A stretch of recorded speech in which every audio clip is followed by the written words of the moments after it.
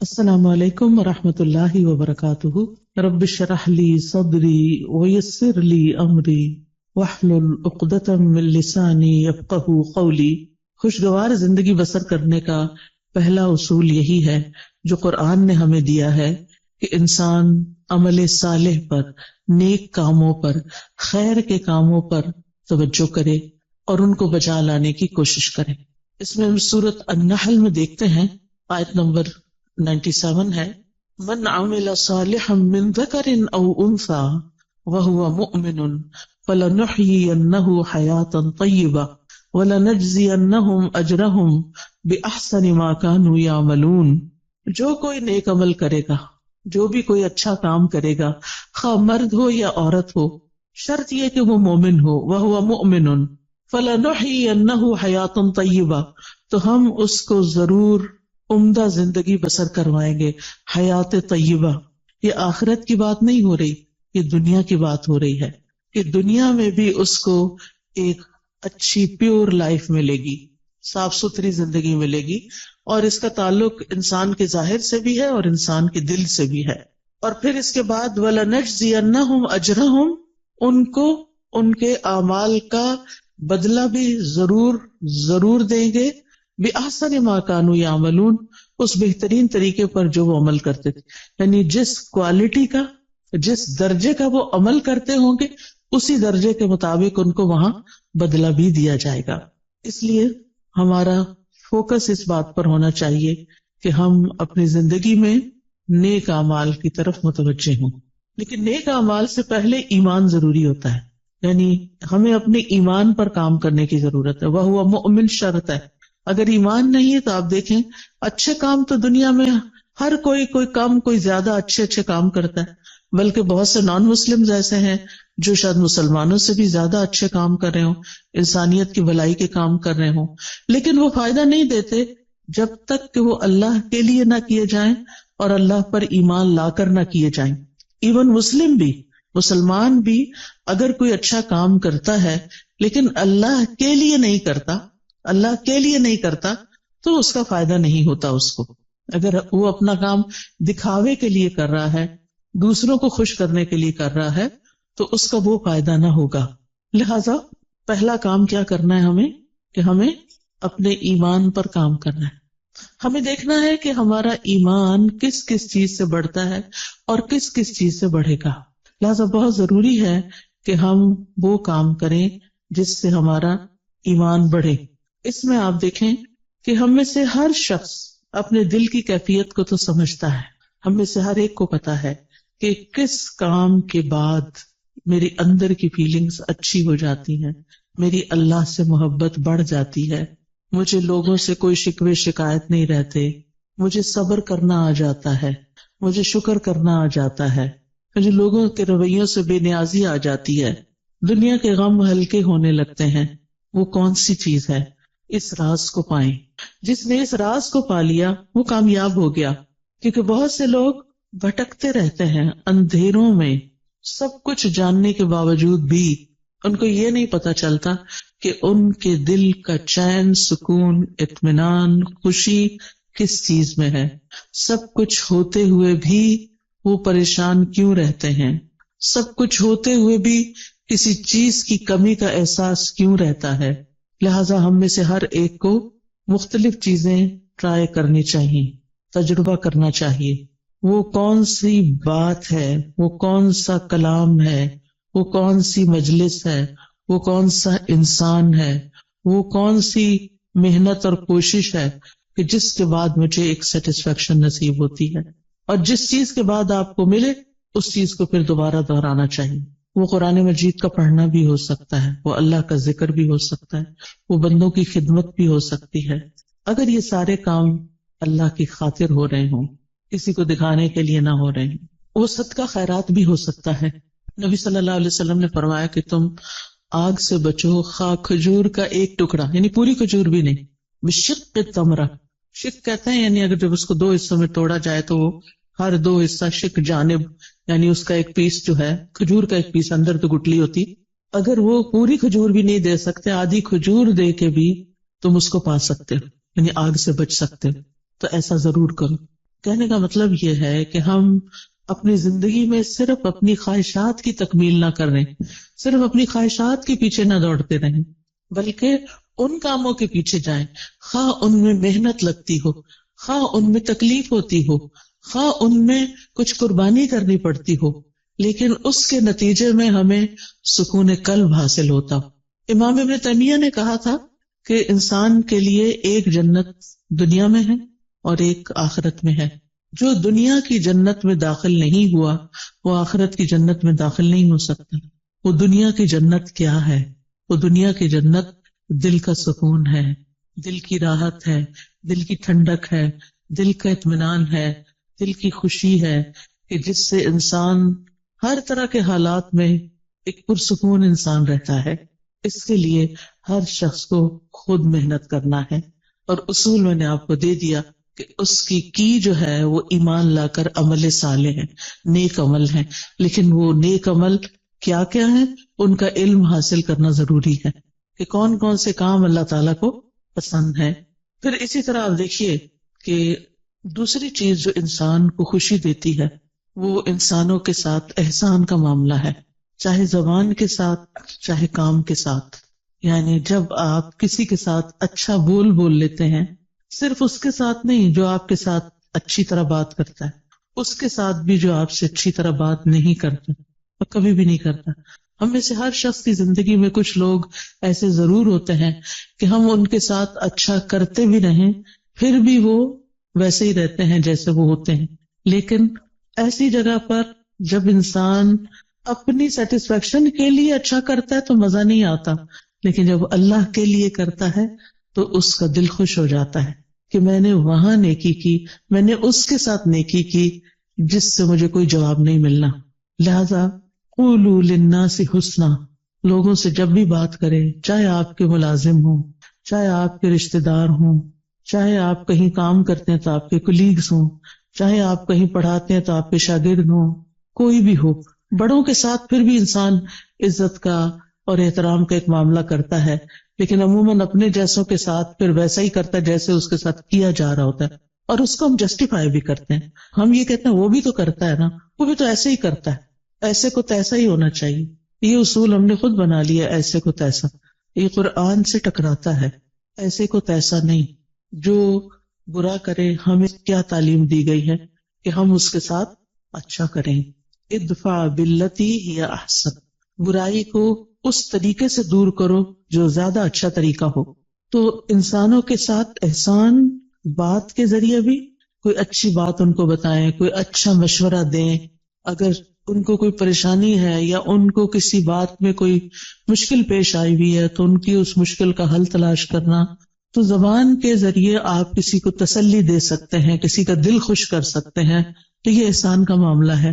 اور دوسرا، عمل کے ساتھ، کام کے ساتھ، جن لوگوں کے ساتھ ہمارا دن رات کا انٹریکشن ہوتا ہے، ہمیں یہ معلوم ہوتا ہے کہ ان کی ضروریات کیا ہیں، ان کے وہ کون سے کام ہیں جو میں کر سکتی ہوں، میں کہاں ان کے کام آ سکتی ہوں، اور پھر جب آپ وہی کام کرتے ہیں تو آپ کو خاص خوشی نصیب ہوتی ہے۔ ایک خوشی انسان کو اپنی خواہشات کی تکمیل سے ہوتی ہے کہ جو لوگ آپ کو اچھے لگتے ہیں آپ ان کے لیے کچھ کرتے ہیں تو آپ کو بہت اچھا فیل ہوتا ہے، تو وہ بھی ایک خوشی ہوتی ہے، لیکن وہ دراصل آپ اپنی خواہش پوری کر رہے ہوتے ہیں۔ لیکن ایک احسان وہ ہوتا ہے کہ آپ اللہ کی خاطر، للہ، صرف اللہ کو راضی کرنے کے لیے، اور کسی بدلے اور کسی صلے کی کوئی توقع نہیں۔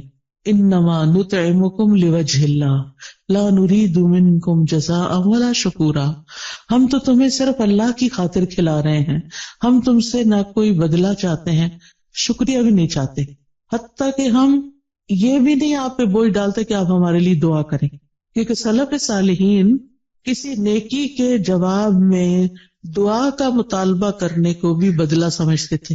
وہ کہتے تھے کہ کسی سے یہ مت کہو کہ میں نے آپ کے ساتھ یہ کیا ہے جو بس آپ مجھے اس کے بدلے میں دعا دے دیں، نہیں، وہ خود دے دے تو یہ اس کا احسان ہے اور اس کو دینی چاہیے، کیونکہ انسان بعض اوقات کسی کی نیکی کا، کسی کے احسان کا بدلہ اس شکل میں نہیں دے سکتا جو احسان اس نے ہم پہ کیا ہوتا ہے۔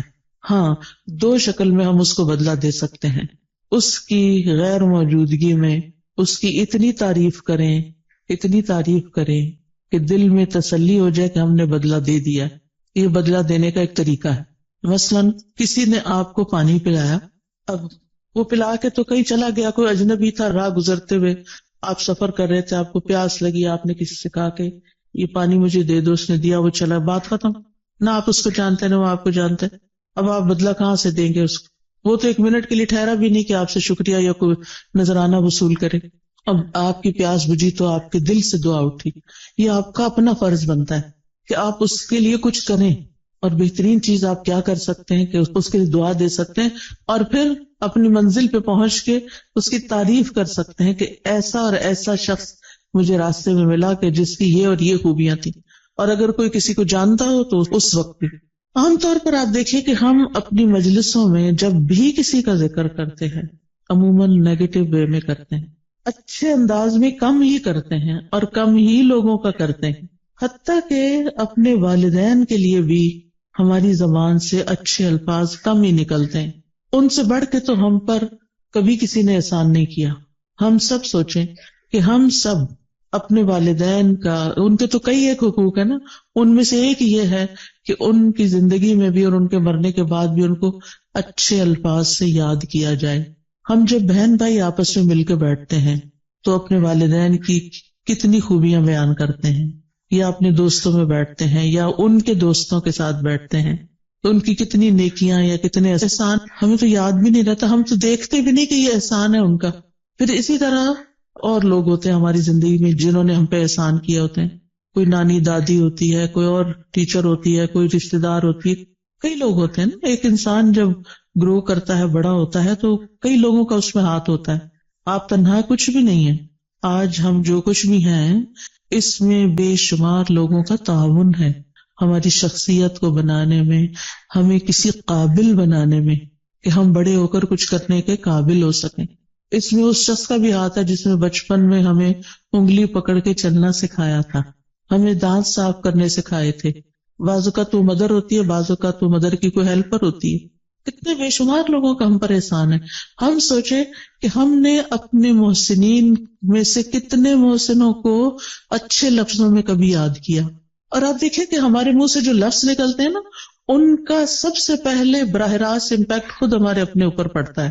جب ہم اچھی بات کرتے ہیں تو اس کا اچھا اثر خود اپنے اوپر پڑتا ہے، آپ کا اپنا دل خوش ہوتا ہے. اور جب ہم کسی کی بری بات کرتے ہیں یا سنتے ہیں تو اس کا برا اثر آپ کے اپنے اوپر بھی پڑتا ہے. یہ ہو نہیں سکتا کہ آپ اس سے پھر بچ جائیں، کہ آپ کسی کو کچھ سنا دیں. اور سے کوئی شخص کسی کو کوئی گالیاں دے رہا ہے تو یہ تو نہیں ہوتا کہ وہ اٹھا کے صرف اس پہ کچھ پھینک رہا ہے، وہ اپنے آپ کو اپنے کانوں کے ذریعے اپنے دل پہ بھی پھینک رہا ہے. تو ان احسنتم احسنتم لانفسکم، اگر تم اچھا کرو گے تو اپنی ذات کے لیے اچھا کرو گے. انسان جب اچھا کرتا ہے تو اپنے ہی لیے اچھا کرتا ہے. اسی طرح خوشگوار زندگی بسر کرنے کے لیے بڑا ضروری ہوتا ہے، ایک اچھی زندگی بسر کرنے کے لیے، کہ انسان کسی اچھے کام میں مصروف رہے. ایک تو وہ کام ہوتے ہیں نا جو ہمیں کرنے پڑ جاتے ہیں، جو مجبوری سے ہم کرتے ہیں، ہمارے اوپر وہ ڈال دیے جاتے ہیں. مثلاً آپ بیٹی ہیں، گھر میں رہتی ہیں، تو آپ کی والدہ نے آپ کو کچھ کام کہہ دیے ہیں کہ یہ تم نے کرنے. جیسے ہم اپنے بچوں کے ساتھ کرتے ہیں، کچھ کام بیٹے کے ذمہ، کچھ بیٹی کے ذمہ، کچھ وہ تو کرنا ہی ہے. کہ آپ کا فرض بنتا ہے کہ آپ جس گھر میں رہتے ہیں، جہاں سے آپ سارے فائدے اٹھاتے ہیں، وہاں آپ پے بیک بھی کریں، کچھ نہ کچھ واپس لوٹائیں، کچھ نہ کچھ اس گھر کی خیر خواہی کریں. لیکن یہ کافی نہیں ہے، یہ تو فرض کے درجے میں ہے نا. جو احسان ہوتا ہے نا وہ فرض سے آگے کی چیز ہوتی ہے، ٹھیک ہے نا. مثلاً حدیث سے جبریل میں احسان کی تعریف کیا کی گئی ہے؟ ان تعبد اللہ کانک تراہ. اب اس میں آپ دیکھیں دو حصے ہیں. ان تعبد اللہ ایک حصہ ہے جو ہم سب کرتے ہیں، کانک تراہ دوسرا حصہ جو احسان کا درجہ ہے. اگر آپ یہ نہیں کرتے کانک تراہ تو آپ صرف عبادت کریں، فرض پورا کریں، ہو گیا. لیکن احسان کے درجے کو نہیں آپ پہنچے. احسان کے درجے کو وہ پہنچتا ہے جو اسے خوبصورت انداز میں نبھاتا ہے.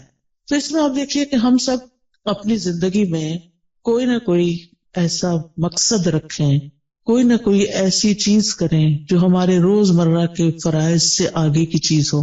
اس میں ہم کوئی علم سیکھنے کی بات کر سکتے ہیں، کوئی سکھانے کی کر سکتے ہیں، کوئی ایسا ہنر اللہ نے آپ کو دیا ہے کہ جس سے آپ خلق خدا کو کوئی فائدہ پہنچا سکتے ہیں. اور جو لوگ اپنی جوانی میں مصروف زندگی گزارنا سیکھ لیتے ہیں، اپنے وقت کو لغو اور فضول بیکار باتوں سے بچا کر اچھے کاموں میں لگاتے ہیں، ان کا بڑھاپا بڑا خوشگوار ہوتا ہے۔ میں نے مختلف لوگوں کے بڑھاپے دیکھے ہیں، کچھ کے انتہائی مزریبل کہ رو رو کے انہوں نے وقت کاٹا زندگی کا آخری، اور کچھ کا انتہائی خوشگوار، جن میں سے الحمدللہ میری اپنی والدہ محترمہ تھی۔ ہم 12 بہن بھائی تھے، انہوں نے 13 بچے جنم دیے، 13واں فوت ہو گیا تھا، لیکن 12 انہوں نے پال کے جوان بڑے کیے اور ان کی تربیت کی، اور وہ ساری زندگی انتہائی مصروف رہیں انہی بچوں کی پیدائش اور پرورش اور تعلیم اور شادی اور ان سب چیزوں میں۔ لیکن اللہ سبحانہ وتعالیٰ نے ان کو کچھ لمبی زندگی دے دی کہ جب وہ 60s کے بعد ان سب کے فرائض سے فارغ ہوئی تو انہوں نے نئے سرے سے تعلیم حاصل کرنا شروع کر دی۔ انہوں نے باقاعدہ داخلہ لے کے الہدیٰ میں تعلیم القرآن میں کورس کرنا شروع کیا، نوٹس بنانے شروع کیے، ٹیسٹ دینے شروع کیے، اسٹوڈینٹس کے ساتھ اتنے ہمبل طریقے سے بیٹھتی تھی کہ جیسے وہ بھی ایک اسٹوڈنٹ ہیں، یونیفارم پہنتی تھی، اور بچیوں کے ساتھ ایسی ہی دوستی رکھی ہوئی تھی جیسے کسی اپنے ہم عمر کے ساتھ ہوتی۔ بے شمار بچیاں ان سے مشورے لیتی، کوئی کچھ بات کرتی، کوئی کچھ، یعنی سب کی وہ نانی اماں تھی۔ اور پھر ایک دفعہ کورس ختم ہوا، پھر دوبارہ شروع کر دیا، پھر تجوید کورس میں داخلہ لے لیا، تجوید کورس کے لیولز ہوتے ہیں، پھر وہ اگلے لیول میں لے لیے، حتیٰ کہ ایک تجوید کا لیول کا آفٹر نون میں 1 ویک کورس شروع ہوا، اس میں بھی داخلہ لے لی۔ اب وہ صبح 8 بجے سے آئی بھی ہوتی تھی اور پھر میرے گھر پہ آرام کرتی، اور پھر وہ شام کا کورس اٹینڈ کر کے 70s میں تھی جب ان کی وفات ہوئی، 78 ایئرس کی تھی وہ، اور اس کے باوجود وہ کسی دن اپنی کلاس مس نہیں کرتے۔ وہ بہن بھائیوں میں سے جو ملنے جاتا وہ کہتا آپ آرام کریں، آپ کیوں اپنے آپ کو تکلیف دیتے، لیکن وہ صبح سویرے وہ اپنے کام پہ پہنچی ہوئی ہوتی تھی۔ اور جس دن وہ بیمار ہوئی ہیں اس سے ایک دن پہلے بھی وہ اپنی کلاس میں آئی ہیں اور اپنا سارا دن وہاں پورا کیا ہے، اور شام کو کسی کو ملنے کے لیے بھی گئی ہیں، اور پھر اگلے دن صبح اٹھی ہیں تو ان کو تکلیف شروع ہوئی ہے جس میں ان کی ڈیتھ 2-3 دن کے بعد ہو گئی۔ اور نہ ان کی زبان پہ کسی کا شکوہ، نہ کسی سے گلہ، نہ کسی سے کوئی توقع، کون میرے پاس آتا ہے اور کون نہیں۔ اور اگر ہم جاتے بھی تھے نا جیسے بہن بھائی ماشاءاللہ ایک کے بعد ایک، تو تھوڑی دیر بات چیت کرتی تھی، وہ کہتے اچھا میری ذرا صورت رہتی ہے، ہر روز صورت بقرہ پوری پڑھنی۔ پھر آل عمران بھی شروع کر دی کہ جب پتہ چلا کہ 2 صورتیں قیامت کے دن 2 بادلوں کی شکل میں ہو، اور پھر اپنے ہاتھ سے ڈیلی الہدیٰ میں صدقہ کرنا۔ الحمدللہ ان کے بعد بھی اب تک ہم نے وہ سلسلہ جاری رکھا ہوا ہے کہ جس طرح وہ خود آ کے ہر روز سیدھی جا کے صدقہ کرتی ہیں، بھیجتی کہ جا کے ڈال کے آئیں۔ تو الحمدللہ، تو جو عادتیں انسان ڈال لیتا نا اپنے اندر کسی نہ کسی کام کی مصروفیت رکھنے کی، ٹھیک ہے اگر آپ کے اس وقت بچوں کی وجہ سے بہت مصروفیت ہے، آپ ریگولر 4 دن کا کورس جوائن نہیں کر سکتے، فل ٹائم نہیں کر سکتے، آپ ہفتے میں 1 دن کر لیں، آپ باقاعدہ طالب علم بنیں، آپ پڑھیں، سبق یاد کریں، ٹیسٹ کریں، تب آپ کو پتا چلے گا آپ کہاں کھڑے ہیں۔ اس پڑھنے میں اور صرف ایک لسنر کے طور پہ سن کے اٹھ کے بلا دینے میں بہت بڑا فرق ہے۔ جب آپ باقاعدہ طالب علم بنتے ہیں، اور طالب علم کے تو اجر ہی بہت بڑا ہے کہ جو شخص علم کے راستے پہ چلا وہ جنت کے راستے پہ چلا، تو چاہے ہفتہ بار کلاس لیں، چاہے ڈیلی لیں، چاہے صبح کی لیں، چاہے شام کی لیں، چاہے رات کی لیں، چاہے آن لائن لیں، یعنی کوئی طریقہ اپنے لیے ضرور سوچیں۔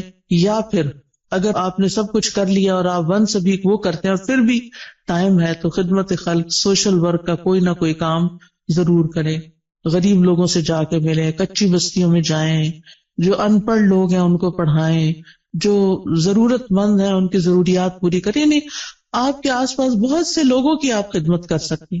تو جو کسی کے ساتھ احسان کا معاملہ کرتا ہے وہ احسان واپس اس پہ لوٹ کے آتا ہے، یعنی واپس آپ کی طرف ہی آئے گا۔ دنیا میں بھی آپ کو فائدہ دے گا، آپ کی زندگی خوشگوار ہو جائے گی، آپ کے غم دور ہو جائیں گے، اور آخرت میں تو فائدہ دے گا ہی دے گا۔ مسلمان کو جب قبر میں دفن کیا جاتا ہے، اور قبر کی تنہائی تو آپ کو پتہ ہے کوئی بھی ساتھ نہیں جاتا، اس وقت صرف عمل ساتھ جاتے ہیں، تو نماز اس کے سرانے کی طرف آ جاتی ہے، صدقہ خیرات اس کے، زکوٰۃ دائیں طرف آ جاتی ہے، روزہ بائیں طرف، اور صدقہ خیرات اور دیگر نیکیاں پاؤں کی طرف، لہٰذا کوئی بھی عذاب کسی طرف سے بھی آنے کا رستہ نہیں رہتا، اور وہ یہ چیزیں اس کو پروٹیکٹ کرتی ہیں۔ لیکن اگر ان میں ہی کمی ہو اور وہی ناقص ہو، پروٹیکشن والی ویک ہو، تو پھر کون بچانے آئے گا؟ وہاں تو رونا دھونا بھی کام نہیں آئے گا۔ لوگ مزے سے اپنے بستروں میں سوئے ہیں اور قبر کا عذاب سہنے والا اندھیری کوٹڑی میں اکیلے مصیبت میں پڑا ہوا ہے، جس کا کوئی فریادی نہیں ہے، کوئی پوچھنے والا نہیں. تو ابھی ہمارے پاس ٹائم ہے، ابھی ہماری زندگی ہے، کیوں نہ ہم ایسے کام کریں کہ اس دنیا میں بھی جئیں تو اطمینان کے ساتھ جئیں اور آگے بھی اطمینان کے ساتھ رہیں. پھر اسی طرح آپ دیکھیں کہ ایک اور چیز کا آپ خیال رکھیں کہ ماضی میں جو کچھ ہو چکا اس پر غمگین نہ رہا کریں، ریگریٹس نہ کیا کریں، بہت بس توبہ کر لیا کریں. جو ہو چکا سو ہو چکا، اب وہ ہاتھ سے نکل چکا ہے. اب ہمارا معاملہ اللہ تعالیٰ کے ساتھ ہے، اور وہ غفور الرحیم ہے، رحمان الرحیم ہے. لہٰذا اس سے ہم اچھا حسن ظن رکھتے ہیں کہ وہ ہمیں معاف کر دے گا. لہٰذا جتنی بھی غلطیاں جو جانتے اور جو نہیں جانتے ان سب پر ہم توبہ کرتے رہیں، استغفار کرتے رہیں، لیکن غم نہ کریں، کیونکہ بعضوں کا شیطان انسان کو غمگین رکھتا ہے. وہ کیا چاہتا ہے کہ انسان اسی طرح الجھتا رہے اپنے غموں میں اور کچھ نہ کرے. تو آپ نے اس کے پھندے میں نہیں آنا. اس نے کہنا کہ میرا معاملہ اللہ کے حوالے ہے، مجھے اپنے رب سے اچھی امید ہے. اور حدیث میں ہمیں کیا تسلی دی گئی ہے کہ اللہ اپنے بندے کے ساتھ کیسا معاملہ کرتا ہے، جیسا وہ اس کے بارے میں گمان کرتا ہے. اسی طرح مستقبل کا ہم غم فکر بھی نہ کیا کریں. میں ہمیشہ سوچتی ہوں جس رب نے اب تک پالا ہے، اب تک سنبھالا ہے، آگے بھی وہی رب ہے. جس چیز کے بارے میں بھی فکر آنے لگتی ہے تو میں اپنے مائنڈ کے اندر اس چیز کو ایسے ریپ کرتی ہوں، اور پھر میں کہتی ہوں اللہ تعالیٰ یہ آپ کے حوالے. جیسے موسیٰ علیہ السلام کی والدہ نے موسیٰ علیہ السلام کو ریپ کیا اور باسکٹ میں ڈالا اور دریا کی نظر کیا اور کہا یہ آپ کے حوالے. ایسے ہی امیجنیشن میں جو چیز بچوں کے بارے میں فکر ہے تو ان کو بھی اسی طرح ریپ کر کے اللہ کے حوالے کر دیا. میں باقاعدہ بولتی ہوں یہ لفظ، اللہ آپ نے موسیٰ علیہ السلام کی جیسی حفاظت کی تھی ایسے ہی میرے بچے کی آپ حفاظت کریں. یوسف علیہ السلام کا جو ماحول تھا سارا وہ کیسا تھا؟ مصر میں کسی اسلامی ماحول میں تھے، کسی اسلامی اسکول میں جا رہے تھے، یا کسی اسلامی درسگاہ میں تھے، یا کسی مسجد میں بیٹھے رہتے تھے. وہاں تو مسجد نام کی کوئی چیز نہیں تھی، وہاں تو کچھ نہیں تھا ان کے پاس، ہر طرف برائی کے مواقع تھے. کس نے حفاظت کی؟ اللہ نے حفاظت کی. ہر وقت بچوں کے لیے پریشان نہ رہا کریں. آپ کہا کریں کہ اللہ میں نے ان کو تیرے حوالے کیا، آپ نے یوسف علیہ السلام کی حفاظت کی تھی، آپ میرے بچے کے ایمان اور دین کی بھی حفاظت کریں، اور اللہ کرے گا. تو جس چیز کے بارے میں آپ فکر کرتے ہیں نا اس کے لیے اپنی تدبیر ضرور کریں، کوشش کریں، محنت کریں، لیکن ہر چیز ہمارے ہاتھ میں نہیں ہے، اللہ کے ہاتھ میں ہے. اور اللہ کا جب اذن ہوتا ہے تو وہ چیز ہو جاتی ہے. انما امرہ اذا اراد شیئا ان یقول لہ کن فیکون. تو اس طرح اپنے بوجھوں سے آزاد ہوں تاکہ آپ شرح صدر کے ساتھ حال میں اس وقت جو کام کر رہے ہیں اس پہ فوکس کریں.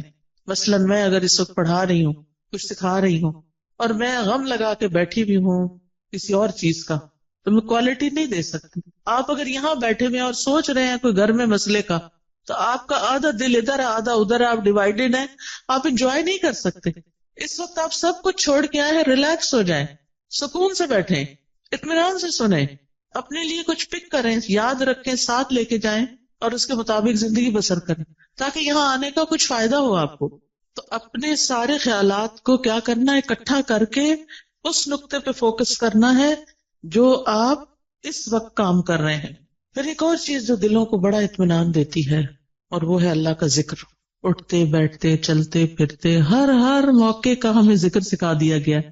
آپ سیڑھی چڑھ رہے ہیں تو آپ اللہ اکبر کہیں، آپ اتر رہے ہیں تو سبحان اللہ کہیں، آپ کہیں انٹر ہو رہے ہیں تو بسم اللہ پڑھیں، آپ کہیں سے نکل رہے ہیں تو دعا پڑھ لیں، آپ گاڑی میں بیٹھے ہیں تو دعا پڑھ لیں، آپ گھر میں داخل ہوئے تو پڑھ لیں، آپ گھر سے نکل رہے ہیں تو پڑھ رہے ہیں، کھانا کھانے لگے تو آپ پڑھ لیں، کھانا کھا چکے ہیں تو دعا پڑھ لیں، آپ سونے لگے ہیں تو دعا پڑھ لیں، کوئی آ گیا ہے تو سلام دعا میں دعائیں ہیں.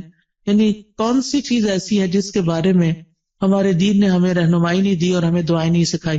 ہمیں پتہ نہ ہو تو وہ الگ بات ہے. لہٰذا کثرت سے اللہ کا ذکر. قرآن مجید میں اللہ تعالیٰ اپنے مومن بندوں اور بندیوں کی صفت یہ بیان کرتے ہیں وَالذَّاكِرِينَ اللَّهَ كَثِيرًا وَالذَّاكِرَاتِ، کہ وہ کثرت سے اللہ کا ذکر کرنے والے ہیں، مرد بھی اور عورتیں بھی. اور اس کے علاوہ فارغ اوقات میں ڈرائیو کر رہے ہیں، آپ گھر کے کام کاج کر رہے ہیں، کھانا پکا رہے ہیں، لانڈری کر رہے ہیں، کلیننگ کر رہے ہیں، کچھ بھی کر رہے ہیں، آپ کی زبان اللہ کے ذکر سے تر رہے، کیونکہ اللہ تعالیٰ کا وعدہ ہے الا بذکر اللہ تطمئن القلوب. اور یہ بھی آتا ہے الذین آمنوا وتطمئن قلوبہم بذکر اللہ، وہ لوگ جو ایمان لائے ہیں، ایمان والے جو ہیں، ان کے ذکر، اللہ کے ذکر سے ہی اطمینان پاتے ہیں۔ اگر ذکر، کچھ لوگ کہتے ہیں ذکر بھی کرتے ہوئے چین نہیں آ رہا، پھر اپنے ایمان پہ کام کریں، کیونکہ اللہ تعالیٰ نے ایمان والوں کی تو یہی صفت بیان کی کہ ان کو اللہ کے ذکر سے چین آ جاتا ہے، ان پہ یہ دوائی کام کر جاتی ہے۔ اور اگر آپ پر یہ دوائی کام نہیں کر رہی تو پھر دوائی کا قصور نہیں ہے، کچھ مشکل آپ کے اندر ہے، کیونکہ ذکر تیر بہدف نسخہ ہے۔ تیر بہدف کا مطلب ہوتا ہے نشانے پہ جا کے لگتا ہے، جس قسم کی آپ کو تکلیف ہو اس کا علاج ہے۔ پھر اسی طرح اپنی روز مرہ کی گفتگو میں اللہ کی نعمتوں کا ذکر شروع کر دیں، اللہ کی نعمتوں کو دیکھنا شروع کریں، چھوٹی چھوٹی باتوں پر شکر ادا کریں۔ مثلاً آپ واش روم میں جاتے ہیں، ٹیپ کھولتے ہیں، گرم پانی آتا ہے، صرف ہاتھ دھو کے وضو کر کے نہا کے باہر نہ نکلیں، بلکہ کیا کریں، دل ہی دل میں، ادھر اللہ کا ذکر تو نہیں ہم نے کرنا ہوتا واش روم میں کھڑے ہو کر، دل ہی دل میں کریں شکر ہے، شکر، لفظ شکر منہ سے نکالتے جائیں، شکر کا لفظ بولنا تو واش روم میں منع نہیں، شکر ہے، شکر ہے، شکر ہے۔ اسی طرح کوئی بھی اور چیز جو آپ کے گھر میں اللہ نے آپ کو سہولت دی ہوئی، مثلاً سردی ہے اور اللہ نے آپ کو ہیٹر جیسی نعمت دی ہوئی ہے، آن کرتے ہوئے آف کرتے ہوئے اللہ تیرا شکر ہے تو نے یہ نعمت دے رکھی ہے۔ کتنے ہی لوگ ایسے ہیں جن کے پاس یہ نعمت نہیں ہے، کتنے ہی لوگ ہیں جن کے پاس پورا لباس بھی نہیں ہے، ان کے پاس آپ جیسی رضائی بھی نہیں ہے، ان کے پاس جوتے بھی نہیں ہیں، جرابیں بھی نہیں ہیں، پورا کھانا بھی نہیں ہے۔ ہمیں تو سردی لگتی ہے، کہتے ہیں چائے کا کپ پی لو سردی ختم ہو جائے گی، یہ فلاں حلوہ کھا لو، فلاں کتنی سوغاتیں ہم نے بنائی ہوئی ہیں سردیوں کی اپنی سردی کو دور کرنے کے لیے۔ کیسی کیسی نعمتیں اللہ نے دی ہیں، یعنی صرف کھانے کی حد تک تھوڑی رہتے ہیں ہم سب کہیں نہ کہیں سے کچھ نہ کچھ بچا کے کر کے ہم اپنے لیے کچھ نہ کچھ ایکسٹرا بنا لیتے ہیں۔ کتنے لوگ ہیں جن کے پاس یہ سب کچھ، پھر بھی ہم روتے ہیں کیونکہ ہم شکر ادا نہیں کرتے۔ آپ چل سکتے ہیں، آپ بول سکتے ہیں، آپ کو کوئی اچھی سی خوشبو آتی ہے، شکر، اللہ تیرا شکر۔ اللہ کی نعمتوں پر شکر ادا کرنا سیکھیں، اور لوگوں سے بھی بات کریں تو نعمتوں کا ذکر کریں، مسائل کا نہ ہر وقت کریں۔ مشکل پتہ کیا ہے، ہم صرف مسائل کو ڈسکس کرتے ہیں، یہ مسئلہ پیش آ گیا، وہ مسئلہ پیش آ گیا، یہ مسئلہ حل نہیں ہوا، وہ مسئلہ حل نہیں۔ شوہر گھر آئے گا تو مسائل کی پٹاری کھل جائے گی، بچوں سے ملاقات ہوگی تو مسائل ہیں، کیوں ہر وقت مسائل کی باتیں کریں؟ مسائل جس وقت یاد آئے نا، دیر اینڈ دین دل ہی دل میں اللہ کو پکار لیا کریں، اللہ تعالیٰ یہ مسئلہ تو ہے، بس آپ حل کر دیں، سارے خزانے تیرے ہاتھ میں، آپ نہیں کرنا ہے۔ اور واقعی ہم نے خود تو کرنا نہیں ہوتا، کوشش ضرور کریں، لیکن بندوں کے پاس حل کوئی نہیں ہے۔ بندے آپ کی طرح یا آپ سے بھی زیادہ کمزور ہوتے ہیں، جن بندوں پہ ہم ریلائے کر رہے ہوتے ہیں وہ بعض اوقات ہم سے بھی کمزور ہوتے ہیں۔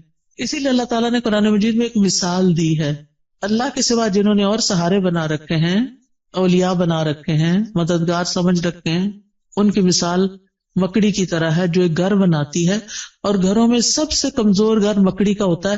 اگر مثال کے طور پر کہیں مکڑی کا جالا لگا ہوا ہے اور آپ ذرا سلپ ہونے لگے، پکڑے ذرا جالے کو، سہارا دے گا آپ کو؟ نہیں، کمزور ہے وہ جالا۔ کمزوروں کا سہارا چھوڑ کر سب سے طاقتور کا سہارا پکڑیں، اللہ پر توکل کریں، اللہ کا سہارا لیں، اللہ سے مدد مانگیں، اس پر یقین رکھیں، ہر چیز اس کے ہاتھ میں ہے، بیدہ الملک، ساری بادشاہت، ساری ملکیت اسی کی ہے، وہو علی کل شیء قدیر، اور وہ ہر چیز پر پوری قدرت رکھتا ہے۔ پھر آپ دیکھیں کہ جو چیزیں آپ کو پریشان کرتی ہیں نا، ان کی کسی وقت لسٹ بنا لیں، مجھے یہ بھی فکر ہے، مجھے یہ بھی فکر ہے، یعنی کیا کیا کیا کیا کیا کیا پریشان کرتا، کیا کیا غمگین کرتا، ہاتھ پہ ہاتھ رکھ کے نہیں بیٹھے رہیں، لسٹ بنائیں، کیا بادر کر رہا ہے، کیوں کر رہا ہے، اس مسئلے کا حل کیا ہے، ٹھیک ہے نا؟ تو ان مسائل کے حل کی کوشش بھی کرنی ہے، مسائل لکھ لینے، اس کا حل۔ پھر آپ دیکھیں کہ کن لوگوں کے پاس اتنی عقل سمجھ ہے کہ جو اس کو جان، مثلاً آپ بیمار ہوتے ہیں، کس کے پاس جاتے ہیں؟ یہ کس کے پاس جانا چاہیے؟ سب چپ بیٹھے لگتا جاتے ہی نہیں، ڈاکٹر کے پاس۔ ڈاکٹر شفا دیتا ہے؟ نہیں، تو پھر کیوں جاتے ہیں؟ ذریعہ بنتا ہے، ٹھیک ہے۔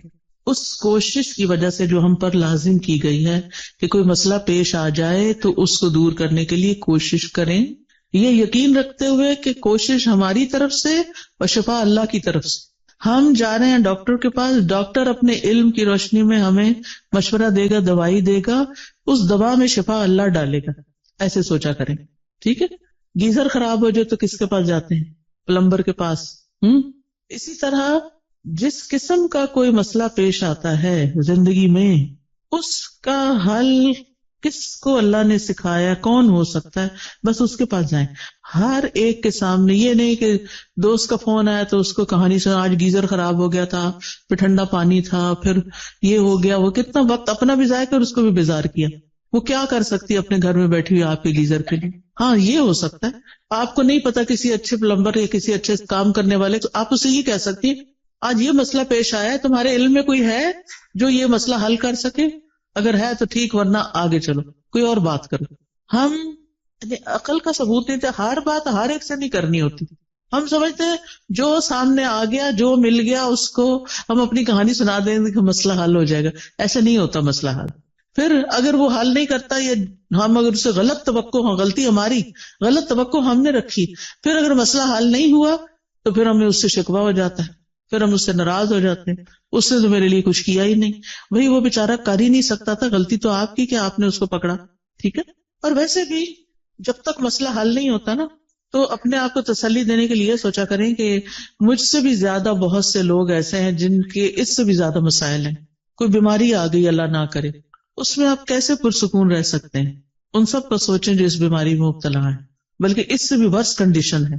تو آپ اللہ کا شکر ادا کرنے لگ جائیں کہ شکر ہے میں اس طرح کے مسئلے میں نہیں ہوں، اور اللہ نے مجھے وہ ساری سہولتیں دی ہیں کہ میرا علاج ہو سکتا ہے. کتنے لوگ ہیں جو اپنا علاج کرا سکتے ہیں، اور کتنے لوگ ہیں جن کو اچھے ڈاکٹرز مل سکتے ہیں. لہذا نعمتوں کا ذکر کرتے رہیں اور غموں کا ازالے کی کوشش میں لگے رہیں.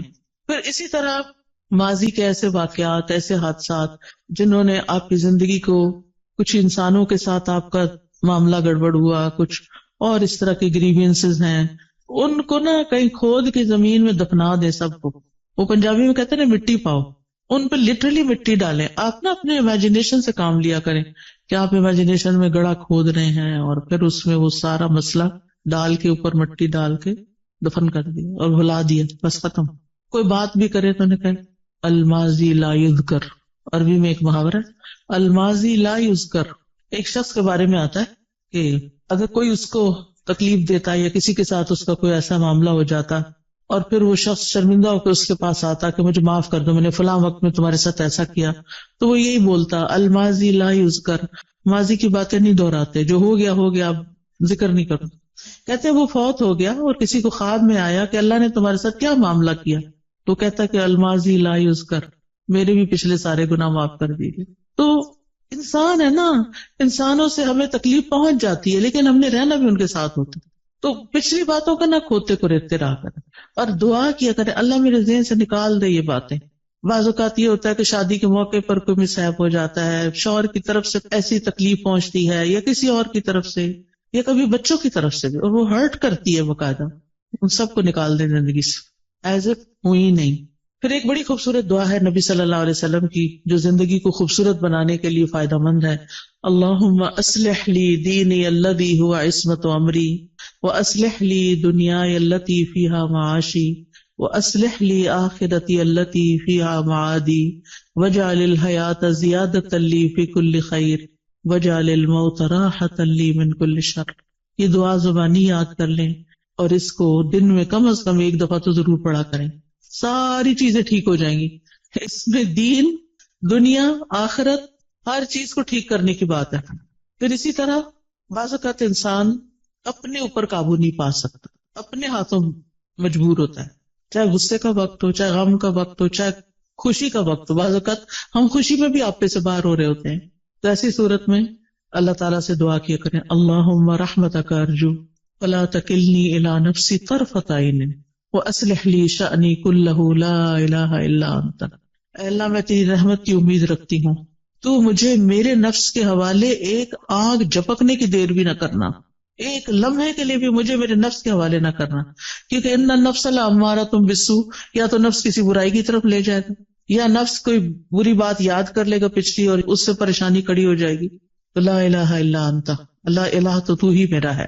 تو انشاءاللہ یہ دعائیں دل کو مضبوط کرتی ہیں، اور پھر جب دل مضبوط ہو جاتا ہے تو اللہ پہ توکل بڑھ جاتا ہے، اور جو اللہ پہ توکل کرتا ہے اللہ اس سے کافی ہو جاتا ہے. وَمَن يَتَوَكَّلْ عَلَى اللَّهِ فَهُوَ حَسْبُهُ، جو اللہ پہ توکل کرتا ہے اللہ اس کا کام بنا دیتا ہے. پھر اسی طرح یہ ہے کہ اپنی زندگی میں اچھے لوگوں کے حالات زندگی پڑھا کریں، صحابہ کے بارے میں، صحابیات کے بارے میں، نبی صلی اللہ علیہ وسلم کی سیرت، قصص القرآن، کیسے لوگوں نے صبر کیا، کیسے زندگیاں گزاری، نیک لوگوں کے حالات، علماء کے حالات، محدثین کے، مفسرین کے، فقہاء کے، جنہوں نے کچھ کام کیے ہیں زندگی میں، آپ کو اس سے بہت خوشی ملے گی. ایسی کتابیں ہیں. جب میں یہاں پڑھتی تھی تو بہت لائبریریاں تھیں. دیال سنگھ لائبریری تھی، آئی ڈونٹ نو ابھی ہے یا نہیں. پھر اسی طرح یہ کلب روڈ پہ لائبریری تھی، میں اس میں بھی جایا کرتی تھی، مال پہ جو کلب روڈ پہ لائبریری. پھر اسی طرح یونیورسٹیز کی لائبریری، کالجز کی لائبریریز، اور جگہوں پہ لائبریری. تو آپ ایسی کتابیں لا کے بھی پڑھ کے واپس کر سکتے ہیں، ورنہ ہی کہ اب تو نیٹ پہ ہر چیز اویلیبل ہے. ایسے لیکچرز اردو اور انگلش میں موجود ہیں جو حیات صحابہ اور صحابیات اور علماء امت کے بارے میں، مسلم ہیروز کے بارے میں موجود ہیں، ان کو سنیں. اس سے یہ ہے کہ آپ کی زندگی صراط مستقیم پہ آئے گی، کیونکہ ہم ہر روز کہتے ہیں اہدنا الصراط المستقیم صراط الذین انعمت علیہم غیر المغضوب علیہم ولا الضالین. تو انشاءاللہ ان لوگوں کی زندگی میں آپ کو بڑی بڑی رہنمائیاں ملیں گی. پھر اسی طرح یہ ہے کہ زندگی میں اعتدال بڑا ضروری ہے. خوشی میں اعتدال، غم میں اعتدال، محبت میں اعتدال، نفرت میں اعتدال، ہر چیز میں توازن اور اعتدال. پھر اسی طرح لوگوں کے رحم و کرم پہ خود کو نہیں چھوڑنا کہ انہوں نے کچھ کہہ دیا تو آپ پریشان ہو گئے، انہوں نے کوئی تعریف کر دی تو آپ خوش ہو گئے. خوشی لوگوں میں نہیں ڈھونڈے، خوشی اپنے اندر ڈھونڈے، within yourself. آپ لوگوں کے مرضی پہ جینا نہ شروع کریں، اللہ کی مرضی پہ جئیں. اب لوگ ایسا لباس چاہتے ہیں تو ہم ویسے بن جائیں. کیوں بن جائیں؟ میرا رب تو کچھ اور چاہتا ہے، لوگ کچھ اور چاہتے ہیں، میں نے تو لوٹ کے رب کے پاس جانا ہے. میں کیوں لوگوں کو خوش کرتی رہوں؟ مجھے تو اپنے رب کو خوش کرنا ہے. اور اسی طرح تمام معاملوں میں. پھر آپ دیکھیے کہ جب آپ کوئی بھی ایسی چیز کریں گے، یعنی جو رب کی مرضی کے مطابق ہوگی، رب کی مدد سے ہوگی، رب کی خاطر ہوگی، تو اس چیز میں برکت بہت ہو جائے گی. للہ و باللہ و علی اللہ، اللہ کے لیے، اللہ کی مدد سے اور اللہ پہ بھروسہ کرتے ہوئے. اور پھر یہ کہ اپنے اوپر ناجائز بوجھ نہ ڈالا کریں. مومن اپنے آپ کو ذلیل نہیں کرتا، ایسے فتنوں اور ایسے کاموں میں نہیں پڑتا کہ جن کا وہ بوجھ نہ اٹھا سکے. لہذا جذبات میں آ کے ایسے کام مت شروع کر دے کہ جن کو آپ 2 دن کر کے پھر تھک جائے اور کہ آپ میں نہیں کر سکتے. جو بھی کام شروع کریں بیبی سٹیپ لیں، چھوٹا چھوٹا کریں، پھر آگے بڑھتے جائیں. ورنہ بڑا بھی کام کرنا ہے نا، 1000 میل کا بھی سفر طے کرنا ہے تو 1 قدم سے شروع کریں اور پھر پہنچ جائیں گے آپ اپنی منزل کو. لیکن زندگی میں چلتے رہیں، کچھ کرتے رہیں. اللہ تعالیٰ ہمیں اس کی توفیق عطا فرمائے. وآخر دعوانا ان الحمد للہ رب العالمین. تو آپ میں سے اگر کوئی کچھ بات کرنا چاہتا ہے تو یو آر موسٹ ویلکم. السلام علیکم استاد جی. وعلیکم السلام. میں پوچھنا چاہتی ہوں کہ آپ جو دعائیں ہمیں بتاتی ہیں، سکھاتی ہیں، تو یہ ہمیں کہاں سے ملیں گی؟ ہم یاد کرنا چاہتے ہیں. جی 2 چیزیں ہیں. اچھا سوال کیا آپ نے، سب کا بھلا ہو جائے گا. مجھے نہیں معلوم یہ آپ کو اسٹال لگا ہوا یا نہیں، لیکن قرآنی اور مسنون دعائیں جو ہیں اور ایاک نستعین، اس کے اندر یہ دعائیں ہیں. اسی طرح اگر آپ کے پاس آئی فون یا اینڈرائیڈ ہے تو اس میں ایپ ہے دعائیں کے نام سے. آپ اگر الہدیٰ انٹرنیشنل ٹائپ کریں نا سرچ میں جا کے، جہاں سے ایپس نکلتی ہیں، تو وہاں الہدیٰ انٹرنیشنل ٹائپ کریں تو وہاں جتنی بھی ایپس ہم نے بنائی ہیں وہ ساری آ جائیں گی. اس میں قرآنی اور مسنون دعاؤں کی ایپ الگ بھی آ جائے گی، سونے جاگنے کی بھی آ جائے گی، اور ایک دعائیں کے نام سے ساری دعاؤں کو اکٹھا کر دیا گیا وہ بھی آ جائے گی. وہ آپ ڈاؤن لوڈ کر لیں اپنے فون پر، اور جب آپ کا دل چاہے اس کو مارک کر لیں، بک مارک لگا لیں اور اپنی دعائیں پڑھتے رہیں. ٹھیک ہے، اس میں فیوریٹ کا نشان بھی لگا سکتے ہیں. دعائیں تو بے شمار ہیں، جو مجھے ملی سب ڈلواتی گئی. یعنی اس میں یہ کوشش کی کہ کوئی چیز رہے نہیں، جو علم میں آئے وہ رہے نہیں، وہ جمع ہو جائے بس، تاکہ سب کچھ اللہ سے مانگ لیں. خود تو آتا نہیں نا، تو جو رسول اللہ صلی اللہ علیہ وسلم نے مانگی یا نیک لوگوں نے مانگی، ہم بھی وہ مانگ لیں اپنے لیے. تو اس ایپ کو میں بہت انجوائے کرتی ہوں. بس ایسے اوپر کرتے جاؤ اور پڑھتے جاؤ اور دعائیں مانگتے جاؤ اور مانگتے جاؤ. عمرے کی صحیح ختم ہو جاتی ہے، وہ دعائیں ختم نہیں ہوتی. اتنی دعائیں ہیں اس میں الحمدللہ. تو وہ آپ ایپ ڈاؤن لوڈ کر لیجیے. ٹھیک ہے. اور کوئی؟ السلام علیکم. وعلیکم السلام. میرا ایک سوال ہے کہ ابھی آپ نے اتنے اچھے طریقے سے بتایا کہ ہماری پرابلمز ہیں، ہماری مشکلات ہیں اور ان کو ہم نے ڈیل کیسے کرنا ہے. تو آپ گائیڈ کریں پلیز کہ اس وقت جو ہمارے یوتھ ہیں اور اسلام کی جو اس وقت شکل ہے دنیا میں، اس کو ہم کس طرح بہتر طور پہ کر سکتے ہیں، کیونکہ ہم سب مائیں ہیں، ہماری کوشش ہوتی ہے کہ ہم اپنے بچوں کو دین سے محبت اور دین کا جو ابھی آپ نے عقیدہ بتایا وہ ان میں آنا چاہیے. تو تھوڑا سا گائیڈ کریں پلیز، ہم کس طرح اپنے بچوں کو اس فتنوں کے آپ دور دیکھیں میں کہ بچا. بچوں کی تربیت کے لیے بہت ساری چیزیں ہیں، بہت سے میرے لیکچرز بھی اس پہ ہیں، لیکن ایک چیز یاد رکھیے، جو ان سے کروانا ہے وہ خود نمونہ پیش کریں. اگر ہم خود کر کے وہ دکھائیں گے ان کو تو وہ بھی یقین کے ساتھ اس کو کریں گے، اور انشاءاللہ ہمارے کہنے میں بھی وزن ہوگا اور برکت ہوگی، اور انشاءاللہ وہ آگے بڑھ کے کریں گے. ہمیں سے ہر شخص اپنا اور اپنے سے آس پاس کے 10 لوگوں کا ذمہ لے لے کہ ان کی زندگیوں کو قرآن و سنت کے مطابق کرنا ہے، تو آپ دیکھیں کہ بہت جلدی امیج ٹھیک ہو سکتا ہے انشاءاللہ. اس میں کوئی ایسی چیز ہمارے پاس چھو منتر بالکل نہیں ہے کہ جس سے کچھ ہوگا. لانگ ٹرم کام کرنا پڑے گا. جیسے اگر آپ نے مثلا اپنا وزن کم کرنا ہو، کوئی دنیا میں ایسا نسخہ نہیں کہ آپ کوئی چیز کھا لیں اور آپ پتلے ہو جائیں. لمبے عرصے میں کام کر کے اپنا امیج ٹھیک کرنا پڑتا ہے. جی آپ کچھ کہنا چاہیں؟ میں قرآن کی خود بھی تعلیم حاصل کرنی چاہیے. آپ کے آس پاس جو ہے اتنا اچھا سینٹر بنا ہوا ہے، تو اپنی زندگی کا کچھ وقت نکالیں اور یہاں سے آ کے سیکھیں، تاکہ آپ کو اندازہ ہو کہ قرآن آپ کو اپنے بچوں کی تربیت کے کون سے اصول سکھاتا ہے، تاکہ آپ وہ امپلیمنٹ کریں. تو اس کے لیے پہلے علم کا ہونا ضروری ہے. تو یہ پاس ہی آپ کا سینٹر ہے، اس میں ضرور. بالکل. کوئی آ کے پراپر اس کا انٹروڈکشن کروا دے کہاں پر ہے. جی السلام علیکم ورحمۃ اللہ وبرکاتہ. جی یہ ہمارا جو سینٹر بنا ہوا ہے، اس میں آپ آفٹرنون بچوں کی کلاسز ہو رہی ہیں، پورے 5 دن ہو رہی ہیں. تو ہم نے فری پک اینڈ ڈراپ بھی دیا ہوا ہے، تو اس میں آپ بچوں کو لائیں. بچے الحمدللہ سیکھ رہے ہیں، تو آپ بچوں کو ادھر کروائیں. تو اس لیے یہ سب نے جو 408 ای بلاک، تو آپ بچوں کو بھیجیں تو بچے انشاءاللہ سیکھیں گے. آپ لوگ خود بھی آئیں، عورتوں کے لیے بھی کورسز ہیں، بچیوں کے لیے بھی ہیں، اور شام کو جو ہے وہ بچوں کی کلاسز ہو رہی ہیں. تو یہ سوسائٹی سے بہت لوگ آ رہے ہیں، یہ کماہا سے آ رہے ہیں، جٹول سے آ رہے ہیں. تو آپ بچوں کو ادھر لائیں تو بچے انشاءاللہ سیکھیں گے. السلام علیکم. کسی کو اور تو نہیں کچھ کہنا؟ السلام علیکم. جی وعلیکم السلام. میں آپ سے بات کرنا چاہتی ہوں کہ آپ سسٹم کی بات کریں. اللہ تعالیٰ قرآن پاک میں حاکم سے مخاطب ہے، تو سسٹم کی بات نہیں آپ کرتی ہیں. آپ قرآن کی ساری باتیں جی آپ صحیح کہتی ہیں. اللہ تعالیٰ نے قرآن مجید میں یا ایھا الذین آمنوا کہا ہے. بہت دفعہ ایمان والوں کو ہی خطاب کیا ہے، جس میں صرف حاکم نہیں ہوتے، سبھی ہوتے ہیں. اور جو کوئی بھی سسٹم بنتا ہے نا، وہ انسان بناتے ہیں. اگر یعنی سسٹم کسی بلڈنگ کا نام نہیں، سسٹم کسی دیوار کا نام نہیں، کسی مشین کا نام نہیں. سسٹم بنا بھی لیے جائیں تو ان کو امپلیمنٹ انسان کریں گے. کیا ہمارا ملک اسلام کے نام پر نہیں لیا گیا؟ کیا ہمارے ملک کا آئین اسلامی نہیں ہے؟ کیا ہمارے ملک میں بہت سے قوانین اسلامی نہیں ہیں؟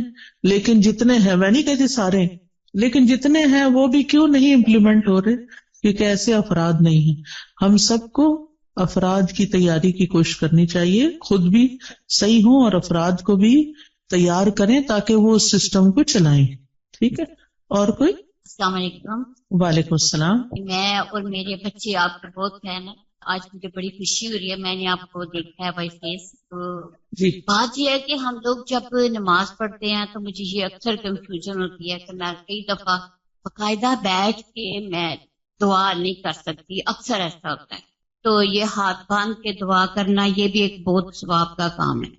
مجھے اکثر ایسے کام ہوتے ہیں کہ مجھے چلنا پھرنا پڑ جاتا ہے. تو اس میں کوئی مجھے فرق تو نہیں پڑتا، کیونکہ اللہ تعالیٰ کہتا ہے چلتے لیٹتے اٹھتے بیٹھتے آپ دعا کر سکتے. جی کر سکتے. تو نماز کے بعد کی اسپیشلی جو دعائیں، نماز کے بعد جو شخص مصلی پہ بیٹھ کے دعا کرتا ہے اس کا فائدہ بہت ہے.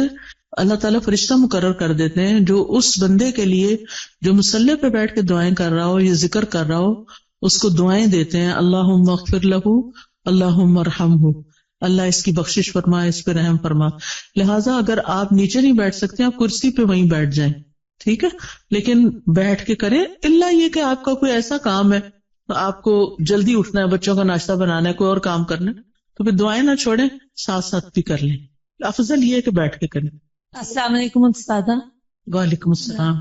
استاذہ میں آپ کی جو جدہ سینٹر ہے اس میں ابلا ستارہ اور ابلا ہمنا کی طالبہ ہوں. ٹھیک ہے.